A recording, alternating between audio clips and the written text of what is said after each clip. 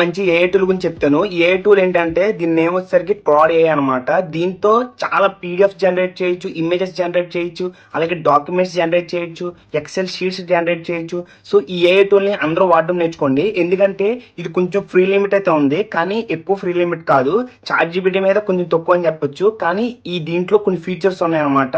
So ఆ features అయితే నాకు చాలా బాగా నచ్చినాయి. అవి ఈ వీడియోలో చెప్తాను. వీడియో చివరిదాకా చూడండి. అంతకన్నా ముందు ఏం చేయాలో తెలుసు కదా, చేసేయండి.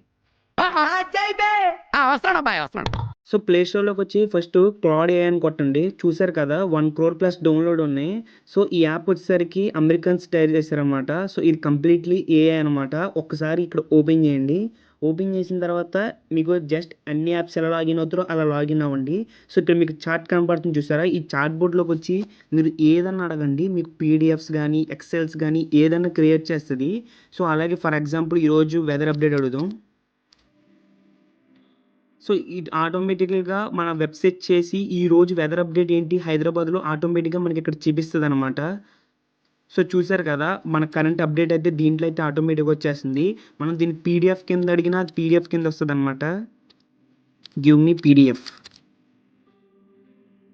సో చూసారు కదా, మొత్తానికి మనకి పీడిఎఫ్ కింద అయితే ఇచ్చింది.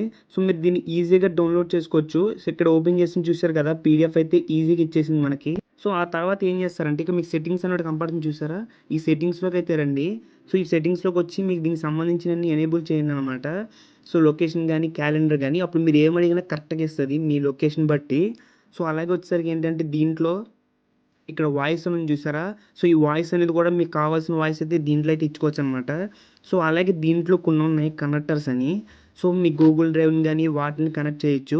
అంటే for example Google drive connect చేశారంటే మీరు ఏదైనా ఫైల్ డౌన్లోడ్ చేస్తే గూగుల్ డ్రైవ్లోకి అయితే వస్తుంది అనమాట. సో ఇంకా దీంట్లో చాలా ఫీచర్స్ ఉన్నాయి. ఇంకా వచ్చే వీడియోలో దీని గురించి అయితే మాట్లాడదాం. ఈ వీడియో అంతే.